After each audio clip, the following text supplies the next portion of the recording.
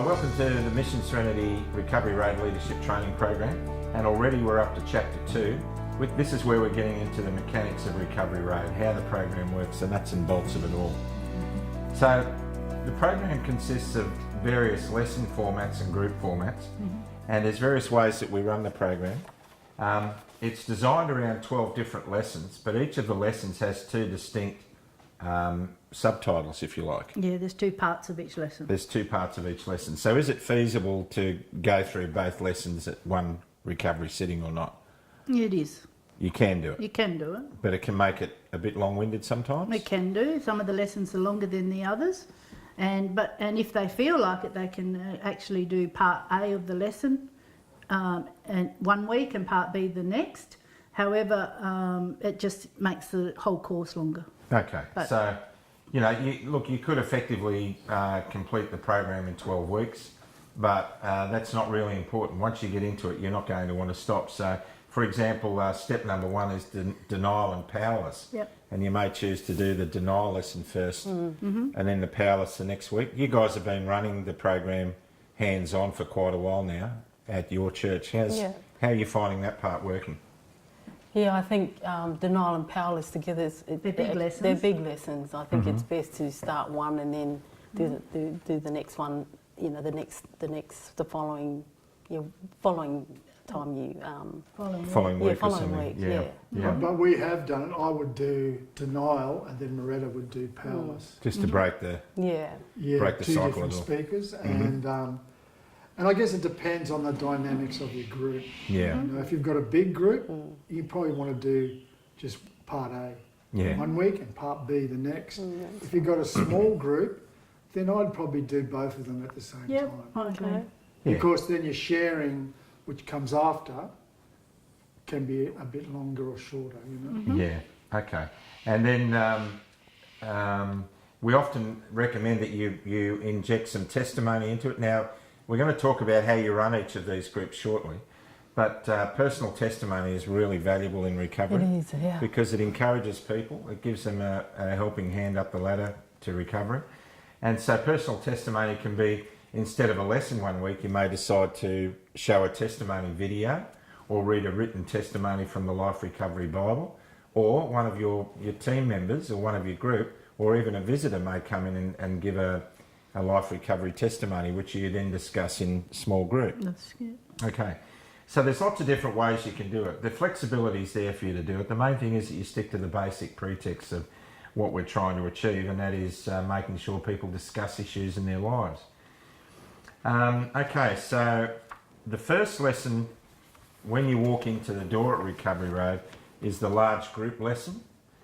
Now, the large group lesson, it's a bit like if you walk into a church. There's some preliminary announcements for people who are attending the recovery program, and also then you eventually lead through those, maybe some worship, reading of the Serenity Prayer. That's all incorporated into the large group, and then the lesson or a testimony is given.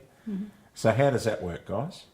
It's just a large group that's both genders are in there. It's open for everybody, so all participants will come into the large group. Yep. So when they walk through the door, there's a group of people greeting them. Take them into the large room where you're going to run the large group. All your Put name seats are set tags up. on. Yeah, wear some name tags.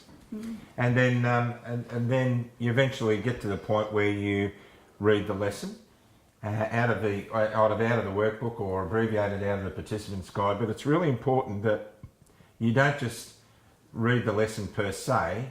You can do it that way, but it's really important to add your own personality to. And when you do the lesson out of the workbook for each week, I suggest you read it before. The person who's going to do the lesson reads it before, goes over and points out the highlights that are specific that they want to deal with, and add their own story to it if they can. That's how they would present it. They don't necessarily just have to get up there and read the whole lot. Right, and you guys have been running it at the coalface for the last few years. Why is it important to get different people to read the lesson and participate up the front, do you think? Well, you could say hardship is a pathway to peace. Yeah. No, because people to grow need to be pushed sometimes, or to be encouraged to do the lesson themselves. Yeah. I just want to just go back a little bit. We do a welcome, and at every welcome we say, "Hi, my name is Kim. I'm a believer in Jesus, and I struggled with the after effects of drug and alcohol, whatever." But everyone has to get up and introduce themselves in that matter. If Those they who are participate in the program. Yes, if anyone participates in the program, Presenting. needs to introduce. Now, we have a prayer, and we have the welcome, we have a prayer, and then we read either the 8 principles or the 12 steps. Alternately, every week. So 1 week we'd start with the 12 steps, next week the 8 principles, and we'd invite the participants to come up and to say them, like a male and a female would read. One would read the step, one would read the biblical comparison or the thought, or a writing from E.G. White, and then they'll alternate. But prior to doing that, they'd introduce themselves as, "I'm a believer," and then we would go into the lesson and have announcements after that, and then finish with the Serenity Prayer. Yeah. I think what's really important is often we see people grow and lift when they're invited to participate in the leadership of the program, because we always encourage people, don't we? We never put anyone down. No, I think it's important because none of us are perfect. And to grow, you need that fertiliser, or you need to be pushed a little bit or pruned or whatever. Yeah. But people need to take ownership of the program as well. And I think being a part of it is all part of that 12th step, is spreading the good news. Yeah. Because it's about confidence. Yeah. And about being safe, where people in the church might feel like, there's too many people here, I'm shy, I'm embarrassed. But in a small group, when they get to know each other more deeply, then they have a lot more comfort. They're in their comfort zone, and they can, and their confidence grows, and they can help lead out. It's not hard to read the 12 steps. But we don't put people on the spot at meetings. For example, some people may not be comfortable to do that. And if we're going to invite somebody, we invite somebody pre-meeting. Would you like to do next week's? Yeah, so they know in advance. They know in advance, yeah. Would you like to help? Would you like to help? And look, people by and large eventually get to a stage where they do, because a lot of people sit in church thinking, I really want to do more, I want to help more, but I can't because I'm not perfect and I've got this sin addiction, and what's the point? We're giving them, that's why we call the program. Or someone else does it better. Yeah, that's right, they're better than I am. But in recovery, they realise that we're all on the same page, we're all broken. So, okay, so that's the large group. Now, at the end of the large group, what happens? We divide, there's an announcement that we divide into the small group or the open share groups, gender specific, and we go off to private rooms. Yeah, okay. So you go to a private place that's been made very, very safe for confidentiality and anonymity, and then you go into the small group, which we call the beginner's pathway to recovery. Now, the small group normally comprises of the participants and a group leader or facilitator. And a co-leader or facilitator. That's correct. Right. So it's really important when we set up our little 2-person team that one person is being groomed to take over a leadership role should the group split. Now, if you got any more than 8 or 10 people in a group, then it's time to think about splitting, isn't it? Yeah. So you've got people who are working their way up and getting comfortable with how to run the group, and really you're just like a referee at a sporting venue, aren't you? You know the rules of the program, and you're just basically making sure that people share according to the rules. That's true, because you're not there to advise or to or anything like that. You're only there to facilitate the group and make sure they follow the guidelines. Yeah. So that's where you actually get to share and open up and hear other people sharing and opening up. What do you think the benefits are in small group sharing? Trusted environment. You learn to trust each other. It keeps it within house. There's not too many. It's more personal. And sometimes you have to be impersonal, because when someone's sharing their life story or something that's terrible has happened to them, you're immediately gripped by their emotions coming out, and it's hard to keep Detached. To the rules, to the Stick to guidelines. the rules, because you're tempted either to pass them the tissues or go, man, that's just incredible, Or and comfort them. or comfort them, but just keeping that arm's distance and letting them go is sometimes very hard. Yeah, it is. And and then there's story, and you go, and at the end when we finish, you go, man, that was such a powerful story, and they go, oh, do you think so? Yeah. Like, to them it was just something painful and something that happened, but for us we go, man, that was just unbelievable. Yeah. Yeah. And it just blows your mind. So we start out with a large group, and then we go into the small group, and there we are in the small group, and that's where questions are posed, and we're going to tell you how to run each of these groups in greater depth shortly.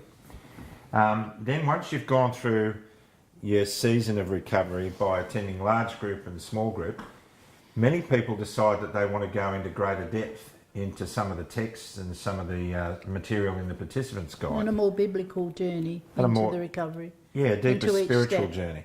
Yeah. So we call that, that's another group that starts up Step with a group study. of accountability partners, for example, who've been going through the recovery process for a while. They'll decide to get together, and I think, Michelle, you've had a ladies group. We had a ladies study. group going Yeah, for for- 6 years or so. Yeah. Yeah. And being often it was held here at the house, and I'd be out in this room and you guys would be in another room. And, I could hear, extended silences and then a lot of laughter, but invariably people walking out with smiles on their faces. And so it's a much deeper way of getting into recovery. And a lot of people want to do that. Because let's face it, once you feel the freedom. And once you connect to the core group of people in your group, they become family. Yeah. That's right. Yeah. Yeah. And you Yes. really want to seek them out because they know your story, Yeah. you know their story, and they're very loving and supportive. It's a deeper relationship that has no boundaries in Yeah. a sense. I mean, there are boundaries, but there aren't any as well. Do you know, we have a deeper respect. Yeah. Absolutely. Yeah. So your recovery friends are like friends for life, aren't they? Absolutely. Yeah. Because there's nothing you hold back from each other. And don't be scared or put off by that, because we're all as sick as our secrets. What I found, being part of this, the small group, the step study group, was I wasn't embarrassed or I wasn't ashamed of what happened. I just wanted to share it with others outside of the group. Like, I was able to be honest with myself and go, like, this is what happened. And from doing that, I realised that the devil hasn't got a hold on me anymore. You're free. The chains of circumstance that he kept me under, thinking, I've got to keep up this act or whatever it was. But I had this mask on for so long that I was able to just go, there's none of that. It's like the onion you were talking about. It's the same thing, the mask. You set yourself free.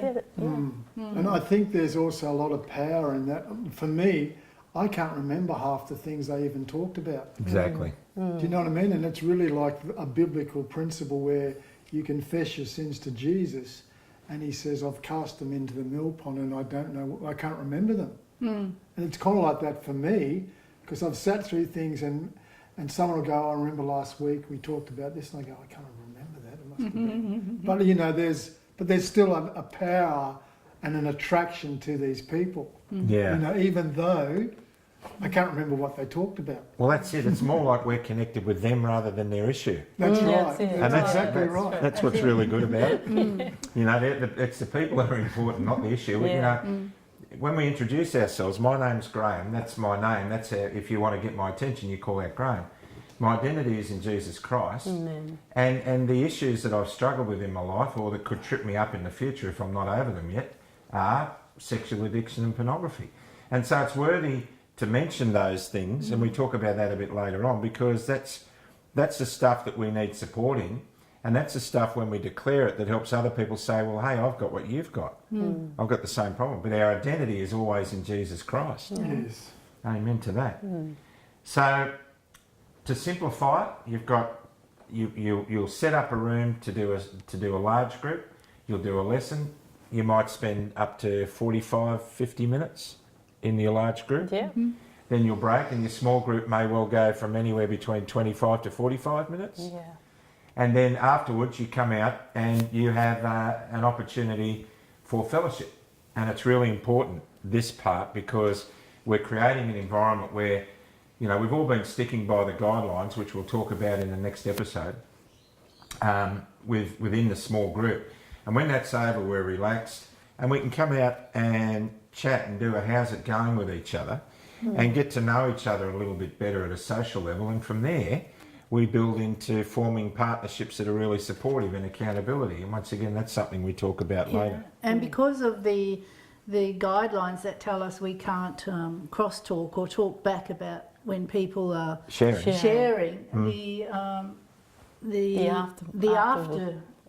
socialisation really helps you to be able to say, hey, I really connected with you when you said that, or I feel sorry, I really knew what you were talking about, and that's really, really important. That is important, because that's how accountability partnerships are formed. You know, I've got 2 or 3 accountability partners, and Kim's one of my accountability partners. We relate, and we have done for years. And so if I've got any major issues happening, I call on Kim. And likewise, if he needs anything that I may have a particular leaning towards, he'll contact me. So it's a mutually supportive arrangement, and that's why we say friends in recovery are pretty much friends for life. He knows me, I know him, and we're brothers in recovery. I mean, how good can it get? It doesn't get any better than that. And we've seen you guys form a really strong relationship together. Yeah, she's family. We're family in recovery. Well, if we're going to be together in eternity, we might as well be family. Yeah, I mean, let's learn to get on in the process. Let's learn to get on in the process. Look, I think we're really getting through this, and so we've just discussed the basic outlines of what a recovery group looks like. And let's say that might take how long? 2.5 hours all up? Yep. Oh, we usually find, 2 hours pretty well covers it all. Yeah. So, you know, it is an investment of time, and it's 2 hours a week, and there's a little bit more, I guess, if you're really involved in the leadership. Depending on how big the group is too. Exactly. Yeah. Right. So I reckon we've covered that part. Now we're going to come back in the very next episode and talk about how each of these groups work to make it simple for you and guide you through the process. So until next time we meet, happy travelling on your road to recovery, and we'll talk to you soon, hey? Okay, thanks for watching.